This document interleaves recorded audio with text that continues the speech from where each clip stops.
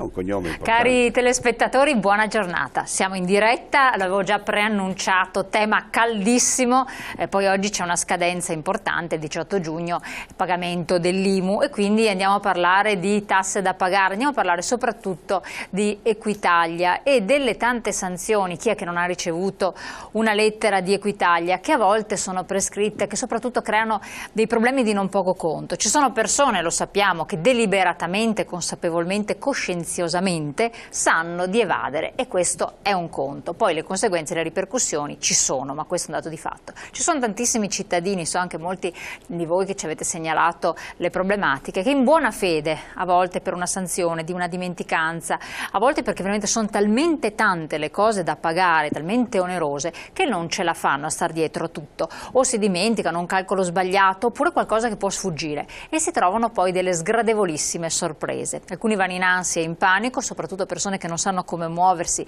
ed è lecito che sia così, e non sanno cosa fare o a chi rivolgersi. Noi vi abbiamo trovato il top degli esperti, quindi per cercare di dare un po' una panoramica su quello che sta succedendo, anche perché le cartelle esattoriali stanno diventando tantissime. Altro problema segnalato da moltissimi, vedremo ad affrontarlo con i nostri ospiti che vi presento subito, è quello dell'accertamento. Secondo una presunzione, probabilmente l'utilizzo del redditometro, molte persone sarebbero incongrue, ovvero hanno fatto delle spese che non risultano congrue secondo quello che dovrebbero guadagnare. E allora cosa succede? Devono o non devono motivare al fisco? Ma come, in che termini? Perché giustamente alcuni ci hanno anche telefonato e hanno detto: io avevo i miei soldi sotto il materasso, sono un pensionato, avevo la mia cassettina, la mia cassaforte a casa, quei soldi ho comprato questa cosa, ho fatto questo investimento, come posso motivarli o giustificarli? E anche questo è un grossissimo problema, crea ansia, uno stato di incertezza. Qui con noi Adolfo Capelli, ben ritornato, presidente dell'AUA, grazie di essere qui con noi. Grazie a voi per l'invito. E soprattutto non si occupa solo di auto, quindi problemi degli automobilisti, che già sono abbastanza, ma anche di sanzioni, quindi la risoluzione tutto tecnica. Tutto ciò che riguarda la difesa del cittadino, esatto, in generale. Ormai è per me una crociata, quindi mi dedico molto tempo libero assolutamente. A questo la problema. Sede fisica è a Padova centrale, ma ce ne sono tutte, perché giustamente ci hanno scritto da Roma, si può trovare, trovate il sito, potete avere informazioni, quindi a livello nazionale. Ben arrivato qui con noi Bruno, invece anche Frusciante, grazie di essere qui con noi, presidente dell'AVE, Associazione Vittime di Equitalia. Tutt'altra questione, qui siamo proprio già vittime accertate di una persecuzione infinita. Cosa vi occupate voi? Ma noi cerchiamo di avere contatti con le persone che si sentono vessate e schiacciate, diciamo, in maniera ossessiva dallo Stato in generale, in questo specifico dall'Equitalia, per poter dare un contributo e una mano a risolvere i problemi, nel senso primario di indirizzare le persone nella maniera corretta. Ma chi sono queste vittime sostanzialmente? Di tutto, tutti i tipi, tutte le persone. Cosa vi trovate un po' in generale? Beh, ci troviamo persone di tutti i ceti e di tutte le categorie che hanno bisogno di essere informate, perché rimangono sorprese e colpite da queste cartelle che gli arrivano, diciamo, spesso inattese e con cifre assurde, spessissimo, e quindi cerchiamo di vedere un attimino di che si tratta, dargli una consulenza adeguata e poi indirizzarle nella maniera più corretta possibile, sempre pensando di poter provvedere a creare la situazione per spingere le autorità in generale, quelle locali e quelle nazionali, e spingerle a creare normative che servano non a vessare i contribuenti, ma ad aiutarli. Pensiamo ai contribuenti che vogliono pagare, ma vogliono pagare il giusto. Esatto, vogliono pagare il giusto. Quali sono le ultime emergenze? Entriamo nel merito adesso, Cappelli, cosa ne dice? Ma qui il problema è molto, va preso dall'inizio. L'Equitalia è nata per riscuotere il più possibile, tasse, non tasse, sanzioni, tutto ciò che riguarda i crediti e i debiti verso la pubblica amministrazione. E il legislatore ha dato a all'Equitalia, ha concesso, diciamo, dei poteri che vanno al di là delle competenze e delle possibilità, della professionalità di chi deve poi eseguire.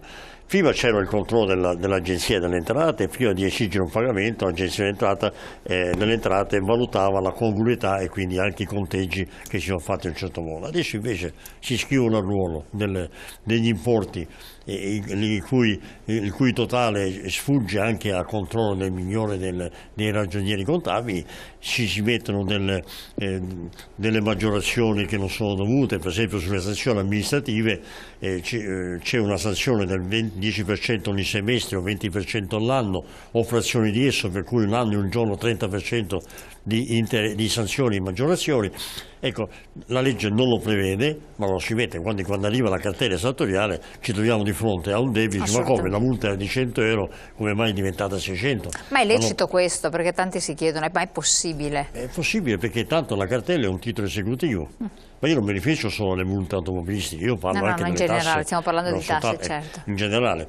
Quindi la cartella è un decreto ingiuntivo che ha le funzioni anche del precetto se poi non viene impugnata nel 50. Il precetto, sappiamo tutti, è una sentenza che è andata in giudicato, quindi è difficile difendersi nel merito se non lo si fa nei tempi utili. Per cui abbiamo dovuto noi dell'associazione studiare tutte le leggi connesse alla formazione dei ruoli, eccetera, per poter trovare un sistema di difesa, perché quando arriva la cartella per l'Equitalia e per la legge, quando arriva la cartella esattoriale non l'ha impugnata nei termini, basta, è una sentenza andata in giudicato. Cioè dice, ma io ho già pagato oppure prescritto, no, dovevi fare ricorso, non puoi più farlo. Noi abbiamo invece studiato le metodologie che possono mettere in discussione il tutto davanti al giudice del tribunale.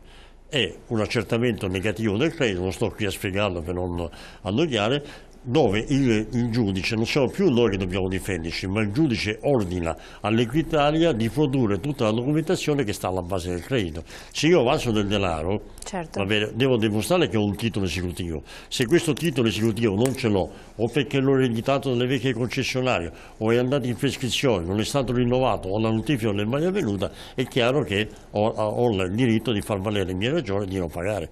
Quindi è un sistema che noi abbiamo messo a punto come associazione.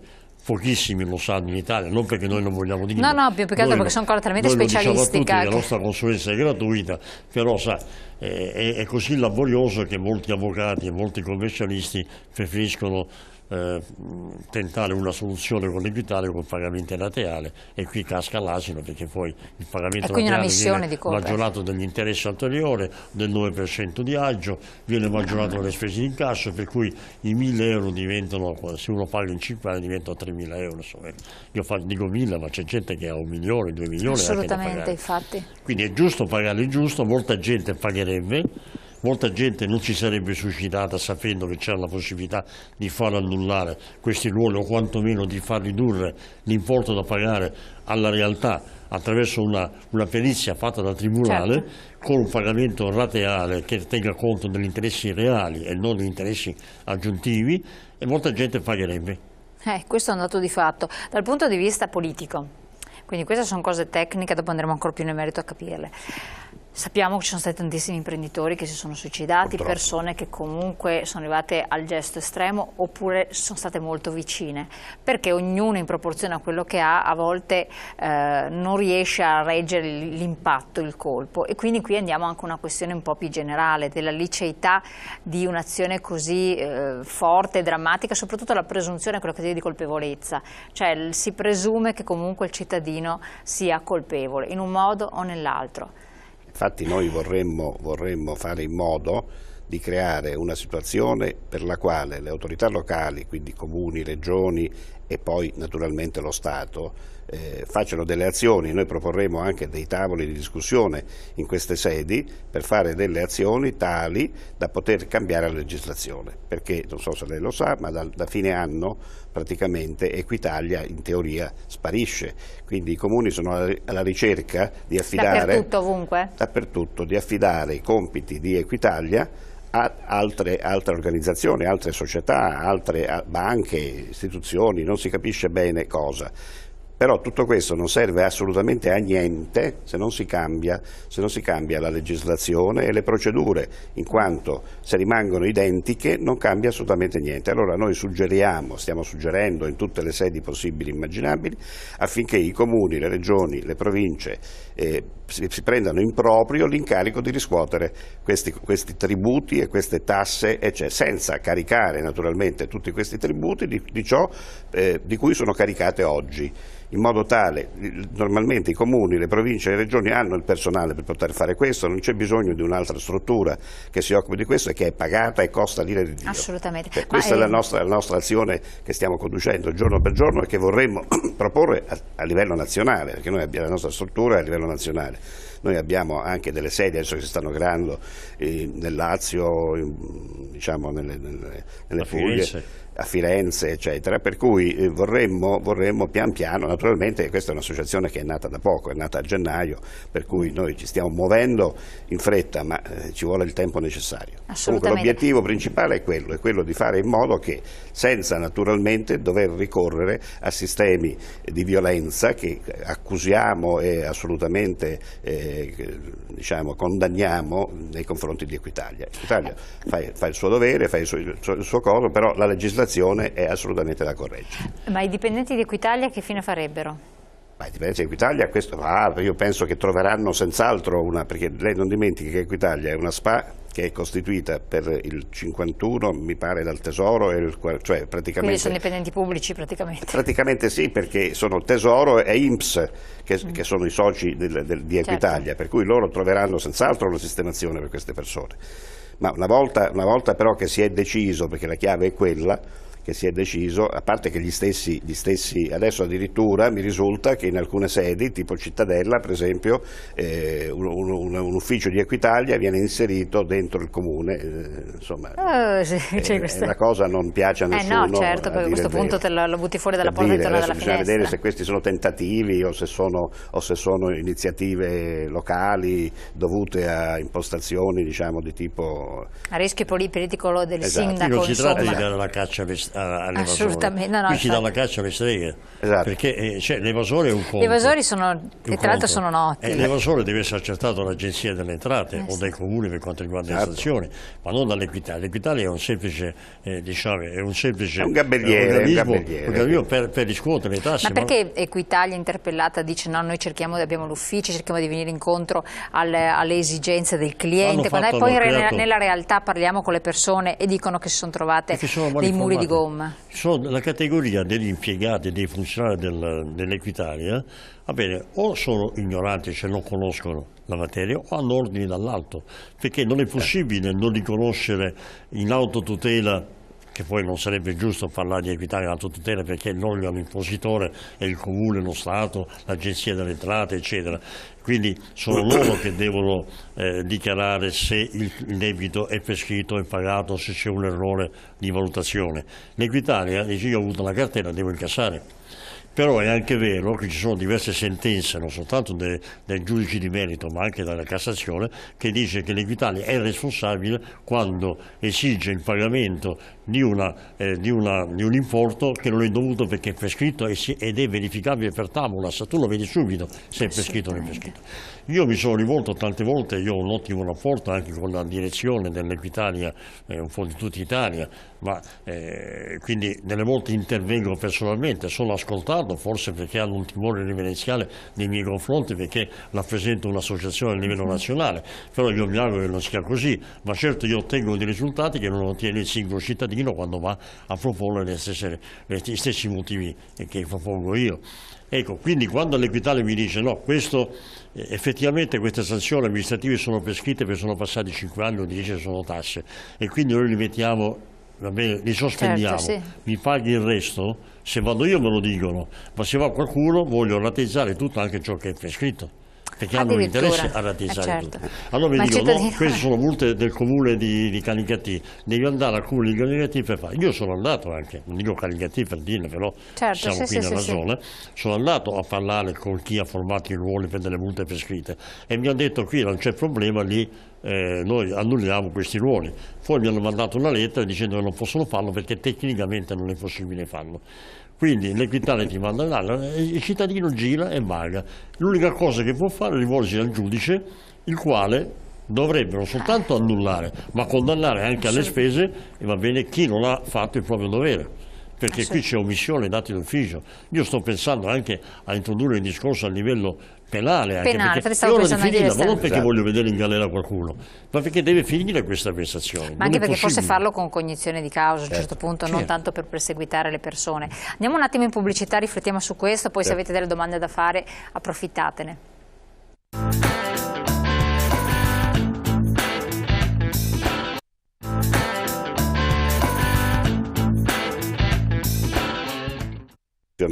Allora, eccoci qua. Vediamo un po' Adolfo Capelli. Queste lettere che stanno arrivando, che terrorizzano le persone in base a questa presunzione di non congruità, valutazione col redditometro. Vediamo intanto c'è un messaggio: Equitalia, Miglio Equiveneto, Forza Zaia, la Lega è ancora viva, ormai è pronta tutto quanto, va bene. Messaggio un po' politico. Allora, vediamo queste lettere come affrontarle. Si dice che in base a determinati parametri la persona non è congrua, quindi vuol dire che qualcosa ha fatto che non va bene secondo le valutazioni di reddito. Poi magari la persona in realtà aveva fatto determinati risparmi, o che so io, però secondo queste presunzioni, se uno ha determinati beni oppure una macchina di una certa cilindrata, eccetera, se anche poi si trova disoccupato, o che so io, quei soldi non si sa come gli devono entrare. Magari non riesce neanche a vendere la macchina. Magari ha messo i soldi da parte mentre lavorava, quando era in buona, adesso è senza lavoro, però. Ma io dividerei questo problema, lo scinderei. Bisogna intanto, quando arrivano queste lettere, ad alcuni destinatari arrivano propriamente perché magari sono evasori o quantomeno vivono al di sopra, di quanto dichiarato. E vabbè, qui nulla. Però è anche vero, e quando ci si pensa male delle volte si azzecca, che diceva qualcuno.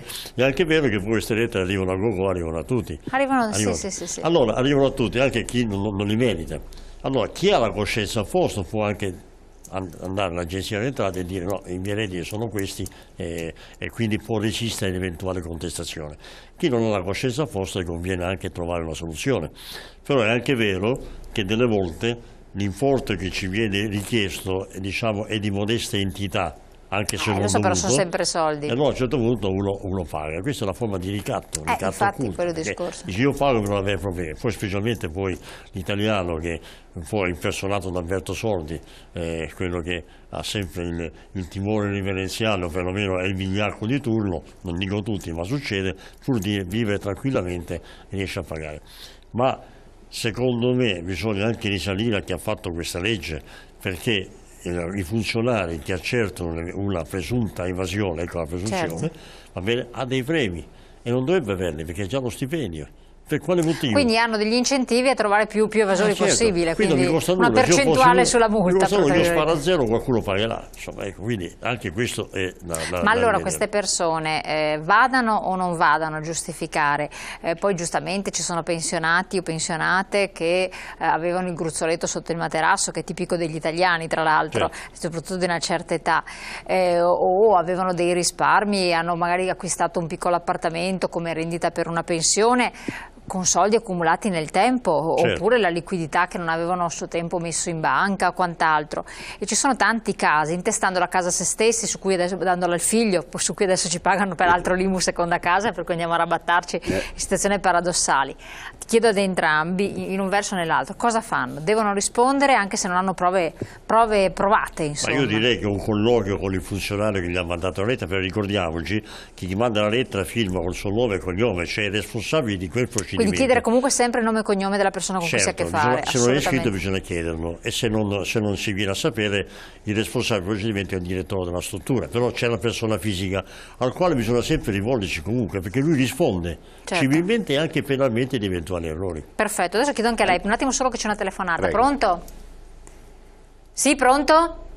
Buongiorno signora, a lei, ai suoi ospiti e al pubblico di TV7 Triveneta. Sono Italo della provincia di Padova. Prego. Allora, Equitalia mi sembra che sia il terminale di disposizione di legge volute da qualcuno, dal legislatore oppure da chi era il governo in un determinato momento, non faccio i nomi, ma Equitalia è il frutto di una legge o di leggi particolari che prevedono che sia il terminale finale a cui i cittadini sono soggetti in caso di mancata erogazione di tributi dovuti a enti tipo comune, provincia, regione e quant'altro. È una cosa iniqua, perché già il fatto di pensare che Equitalia è una SPA, la cosa diciamo che mi fa sorridere. Uno Stato forte, uno Stato autorevole non ha bisogno di affidarsi a delle SPA, perché è una contraddizione in termini. La Banca d'Italia è una SPA e vediamo come va il sistema bancario italiano. Le casse di risparmio sono SPA e abbiamo visto che fine hanno fatto le casse di risparmio. Quindi Equitalia nasce malissimo, perché lo Stato fa finta di delegare qualcuno per sprigionare la sua forza distruttiva nei confronti del cittadino. Io vi voglio raccontare, se mi concedete 30 secondi, quello che è successo a un mio conoscenza. Io sono un pensionato INPS di Genova Sestri, quindi della Liguria. Io vivevo in Liguria e vivevo sul mare, anche se abitavo, ero residente. Un mio conoscente aveva un appartamentino in Francia. Allora tutti gli anni il comune di Cagnes-sur-Mer mandava a questo contribuente un bollettino da pagare, tipo IMU, tipo ICI che avevamo noi, e lui ogni anno provvedeva al pagamento. Un anno si è dimenticato e dopo 30 giorni ha ricevuto un nuovo avviso di pagamento con una multa da pagare per ritardato pagamento. Certo. Lui ha telefonato immediatamente e ha detto: ma guardi che io non ho mai ricevuto il primo avviso di pagamento. La signorina con la quale telefonava è andata al computer e ha visto che questo signore da 10-12 anni pagava regolarmente l'IMU o l'ICI che lei le mandava da pagare, però su, diciamo, iniziativa dell'ente impositore del comune. Ha detto: va bene signor Carlo, ha detto, ho visto, lei è regolare nei pagamenti, allora esegua il versamento senza nessun versamento di multa, perché lei è probabile che non abbia ricevuto l'avviso, perché se lei da 10 anni paga regolarmente, io le do atto della sua buona fede, paghi soltanto l'importo dovuto. È lo Stato che deve mandarci i bollettini di IMU, perché qui, signora Elena, non siamo uno Stato, siamo un'organizzazione malavitosa e mafiosa, di questo dobbiamo prendere atto. Non è possibile che lo Stato si comporti così. Un minimo di civiltà ha dimostrato che lo Stato può essere impositore, ma in senso buono, perché se poi l'importo era troppo alto, il mio diciamo connazionale che aveva l'appartenenza sarebbe andato di là, avrebbe contestato. Certo, chiarissimo. Sarebbero divenuti a un accordo, ma è così che si fa la tassazione, non che io cittadino mi devo preoccupare di quello che devo andare a Catasto, devo andare dai sindacati, devo andare da uno specialista per pagare una tassa che vuole. Ma che razza di Stato è? Grazie molte della sua telefonata. Grazie. Grazie a lei. Vogliamo rispondere al nostro telespettatore. Il discorso è chiaro. Qui bisogna che si esca fuori dalla logica delle società che devono provvedere a riscuotere quando è lo Stato che deve riscuotere. Questo mascheramento dovrebbe finire. Ecco perché noi proponiamo che siano direttamente i comuni, le province, le regioni a riscuotere tutte le imposte in generale e anche le multe e tutto. Ragion per cui ci batteremo per questo e noi faremo anche delle riunioni, delle conferenze, adesso ci stiamo organizzando. Basta che non siano poi sotto la veste ovviamente di un'Equitalia che entra nell'apparato comunale, a questo punto sono inutili. Una società per azioni. Certo, la società per azioni ha come obiettivo il lucro, no? Quindi lucrare sull'incasso è chiaro che devono aumentare anche tutte le sanzioni. Chiedo un attimo conferma della regia se abbiamo un'altra telefonata perché vedo il segnale. Pronto? No, non abbiamo più la telefonata. Nei casi però in cui effettivamente ci siano queste distrazioni, uno abbia dei dubbi, cosa può fare per appurare se la sua posizione è integra oppure se ha qualche precedente che poi magari gli sta mangiando dei beni o gli sta bloccando, non so, il fermo amministrativo dell'autoveicolo o l'ipoteca sull'immobile? Parliamo dell'esecuzione dell'Equitalia. Sì. Intanto rivolgersi a un esperto per di andare alle associazioni, insomma. Esperti, ce ne saranno anche oltre all'associazione AUA, ci saranno anche qualcun altro che potrà fare. E valutare, vedere la congruità, diciamo, della richiesta, valutare le prescrizioni, le notifiche, soprattutto le notifiche, perché molti non sanno che le cartelle esattoriali che si riguardano le sanzioni amministrative o riguardano anche le tasse, deve essere notificati con una relata di notifica del pubblico ufficiale. Ma quando c'è una lettera che l'ufficiale è passato non ha trovato nessuno, andare all'ufficio comunale? Distinguiamo l'ufficiale pubblico ufficiale o il postino, sono due cose diverse. Allora l'Equitalia ha mandato a tutti, salvo rarissimi casi, la cartella di pagamento attraverso le poste raccomandate, attraverso la lettera raccomandata.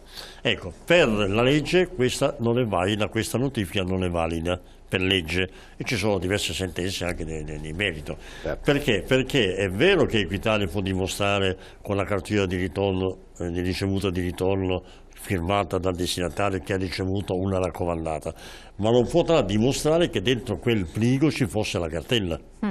Allora, perché fosse il dubbio che nella busta ci fosse la cartella esattoriale, occorre la relata in notifica del pubblico ufficiale che dichiari: io pubblico ufficiale dichiaro che la raccomandata a lungo spedita il giorno di tanto, ci trova la cartella X, eccetera. È un po' come i verbali delle multe. La polizia statale, c'è il verbalizzante che dichiara di aver affidato alle poste la notifica di questo. Allora, il 90%, anche più del 90% delle cartelle esattoriali che sono arrivate sono inesistenti, non nulle, inesistenti, cioè non esistono.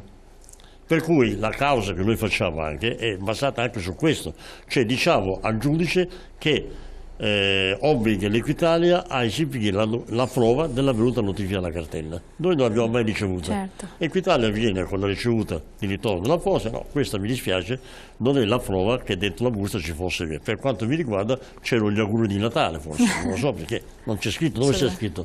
Dove sta la relata in notifica del pubblico ufficiale?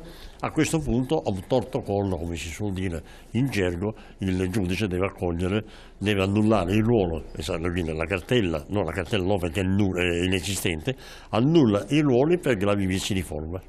Questo è un altro aspetto molto importante. È un aspetto fondamentale. Esatto. Tant'è vero che adesso cambieranno tutte le leggi, appunto per quale motivo? Perché hanno visto che c'è l'anello mancante di congiunzione, per cui tutto questo gran lavoro dell'Equitalia una volta poteva essere effettuato perché pochi sapevano anche di questo motivo, ma ci sono tanti altri motivi, non soltanto questo, come i ruoli devono essere sottoscritti perché sono mandati per via telematica, ma sono tanti motivi.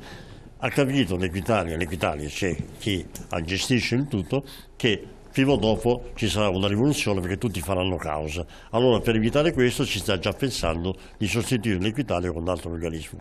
Che però se è equivalente, che si chiama Equitalia, se è equivalente faremo altre battaglie, ma spero che sarà meno iniquo nei confronti del contribuente. Speriamo anche noi naturalmente. Comunque, questo. Quanto detto dal dottor Cappelli rende evidente il fatto della problematica estremamente difficile per chiunque, soprattutto per chi è sprovveduto, per chi non è a conoscenza delle normative. Quindi infatti quello è lì che entriamo in ballo anche noi nella nostra consulenza, nel poter dare una mano a queste persone che arrivano e chiedono, vogliono sapere, vogliono conoscere, quindi noi a queste persone ci rivolgiamo per darle le giuste dritte, i giusti indirizzi, le giuste cose. Naturalmente sempre nell'ottica e nella logica che le tasse vanno pagate, ma non vanno pagate le tasse ingiuste. Assolutamente, sono molti la chiave messaggi di tutto. Assolutamente, sono molti messaggi che arrivano che appunto alcuni devono scegliere tra una spesa necessaria e una necessitata, ovvero l'IMU, e anche lì che cosa fare? Andare in ospedale, curarsi, come anche diceva la nostra telespettatrice, oppure pagare soprattutto le persone che non hanno lavoro, che non hanno occupazione. Cosa devono fare? Effettivamente lì forse bisognerebbe fare un'azione molto più grande nei confronti di una sensibilizzazione dello Stato, che forse sensibilità non ha. C'è una telefonata, pronto? Pronto? Sì, buongiorno, dove chiama? La sentiamo. Chiamo da Pordenone. Dica. Senta, io così ho sentito un po' i discorsi che avete fatto, interessanti. L'unica cosa che non riesco a capire è per quale motivo nello Stato non esiste direttamente qualcuno che manda le cartelle già compilate, per esempio dell'IMU, esiste per esempio al comune di San Vito del Tagliamento, per fare esempio, arriva direttamente la bolletta compilata. Adesso io mi chiedo, se lo Stato non è in grado di mandare i dati catastali ufficiali, eccetera, eccetera, di tutti i vari catasto, eccetera, per quale motivo noi dovremmo essere sempre aggiornati su tutto? Cioè il cittadino deve fare leva sempre su qualche consulente, sempre su qualcuno. Questa è una delle domande che vorrei porre. E poi un'altra cosa che io chiedo così, per quale motivo a certi livelli, no, ci permettono, diciamo, di fare delle tasse sulla povera gente, no, quando abbiamo degli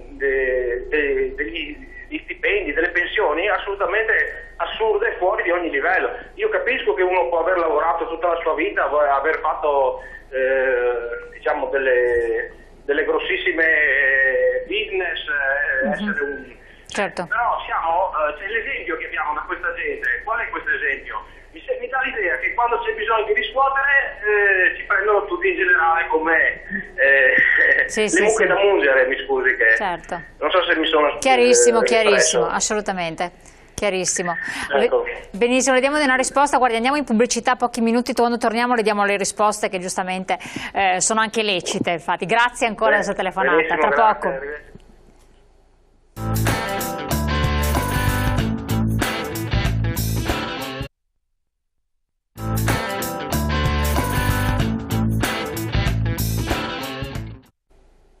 Eccoci qua, Cappelli, rispondiamo subito al nostro telespettatore per quel che riguarda i bollettini di pagamento dell'IMU e poi appunto anche l'altro discorso, lì forse più di politica fiscale.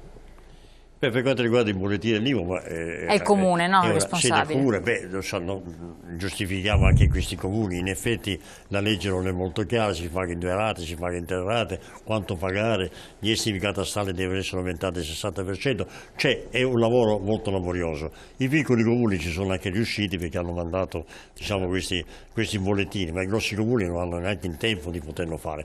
Potrebbero farlo l'anno 21, ma io mi auguro che l'anno 21 non ci sia più questa tassa sul sale, perché questa è una tassa effettivamente che si poteva evitare, bastava fare una legge sulla patrimoniale. Qui entra il politico, che politico vuol dire fare politica, non essere schierato.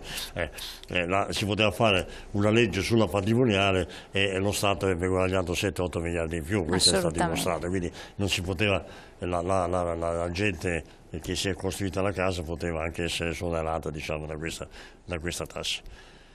La seconda domanda invece no, invece era più un discorso di politica. Cosa succede a chi non paga? Sì, rispondiamo al messaggio. Se una persona non paga l'IMU, le tasse e magari se non ha beni, se non paga l'IMU fa male, perché a un certo punto l'IMU vuol dire che è proprietario di una casa, gli fanno l'ipoteca sulla casa. Attenzione. Cioè chi non paga quindi le tasse esatto, attenzione, generale, non va in galera, come diceva il nostro telespettatore, non va in galera, chi viene ipotecata la casa, che quindi bisogna fare una strage per andare in galera in Italia. Comunque, a parte allora, piuttosto non è un incentivo, ovviamente. Assolutamente, quindi attenzione, però, è meglio pagarla.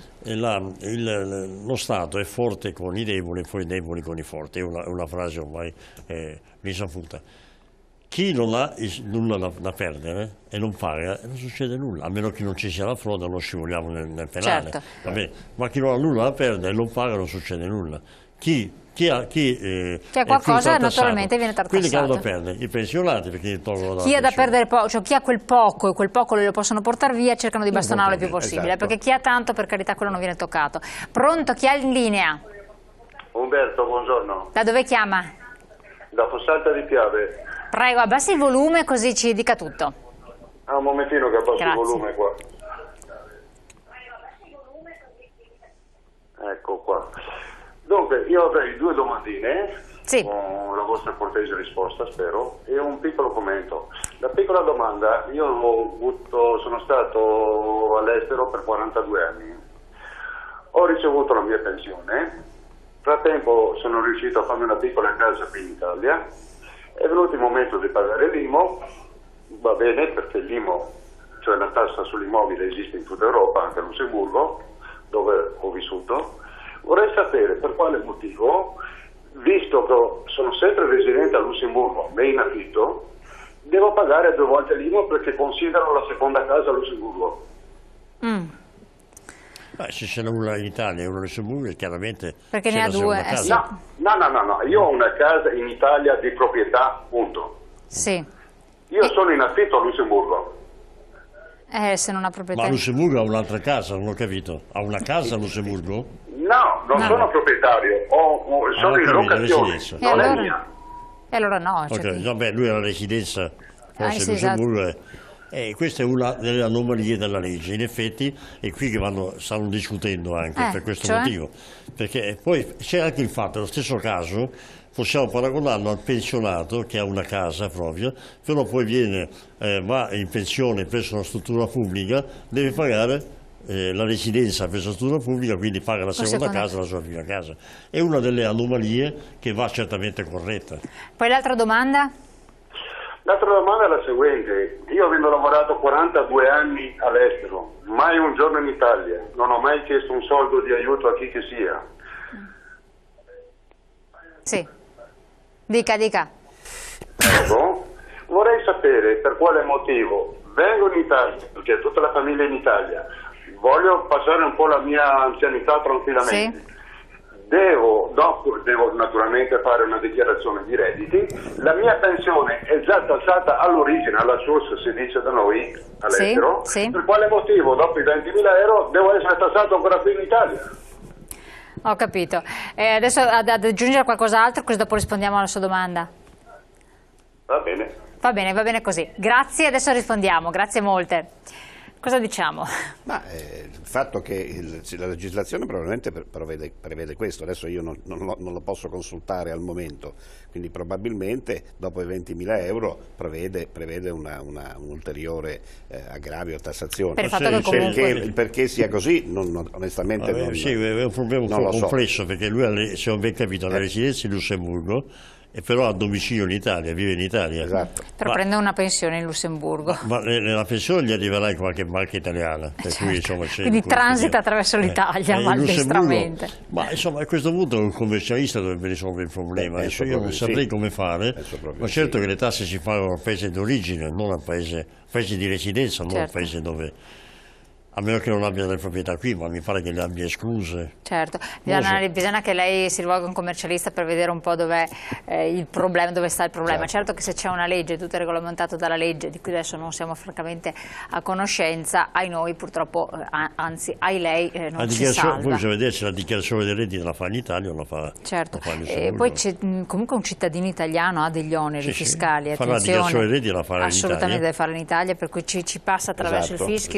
E in Italia c'è la supertassa chi naturalmente ha un reddito superiore ai 20.000 euro, sarà per quello forse. Ecco, quindi questa è la possibilità. Adesso forse abbiamo inquadrato. Questa infatti è la situazione. Purtroppo mi dispiace. Che sia giusto o ingiusto, questo naturalmente non siamo in grado noi di poterlo dire, però è un dato di fatto. Esatto. Un po' concludendo, tirando le somme, che azione quindi state svolgendo, al di là di questo di auspicare relativamente al discorso dell'Equitalia, ma che cos'altro? Lo dico subito, noi alla luce di tanti messaggi sono arrivati. Sì, noi come AVE cerchiamo adesso di porre in cantiere l'esecuzione di qualche conferenza, qualche riunione con le autorità che sono preposte sia a Equitalia e anche alla parte tributaria dello Stato.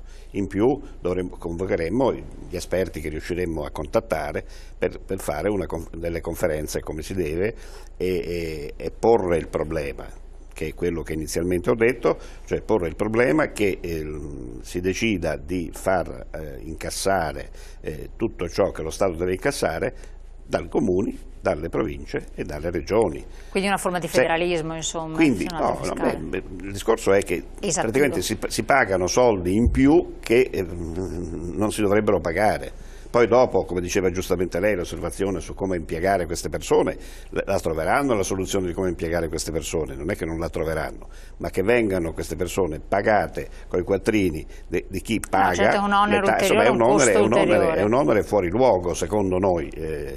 Certo. Non è un onere che debba essere pagato strizzando quelli che sono già strizzati praticamente. Assolutamente. Ultima domanda, gli interessi sono usurai praticamente, i limiti dell'usura comunque arrivano a essere usurai, con la possibilità di fuori. Interesse è una bella parola, perché l'interesse legale è del 4,65%, però se facciamo i conti arriviamo a 400%. E lì non se ne potete fare niente, nessuna azione è in corso? Ma gli interessi legali sono comunque dovuti, quello che dovrebbe sfoltire il tutto sono l'eliminazione delle sanzioni accessorie, delle maggiorazioni, dell'aggio il 9% mi sembra caro, va bene? Ma però penso che ci stanno rimettendo perché c'è poca gente che va a pagare, perché tra l'altro messando il cittadino chi vuole pagare non va a pagare, che c'è anche quello da dire. E poi ci sono gli interessi di nazione, cioè a un certo punto io non ho i soldi per pagare, Se io ho evaso, ammettiamo che sia un evasore, io i 1.000 euro 5 anni fa non l'avevo da pagare, non l'ho pagati, perché adesso come fate a pensare che adesso ne possa pagare 10.000? Cioè è impensabile. Fammi pagare i 1.000 euro più gli interessi maturati, la svalutazione, accedimi, dammi la possibilità di pagare a rate, dal momento che è meglio avere i soldi a rate che non averli per niente, e forse con qualche sacrificio riesco anche a pagare. Certo, molta gente vorrebbe pagare, ripeto, vorrebbe pagare, poi si scoraggia, qualcuno che potrebbe anche pagare dice no, non gli do una lira perché qui mi stanno fregando, voglio fregarmi. Portano all'esasperazione. Allora incassano molto meno di quello che hanno preventivato. Chiarissimo. Io vi ringrazio di essere stati qui con noi, ringrazio i telespettatori di aver partecipato, intanto questo capitolo lo chiudiamo così, poi naturalmente affronteremo ancora altre questioni perché i problemi effettivamente sono molti. Grazie, buon proseguimento, ci vediamo domani. Grazie a lei.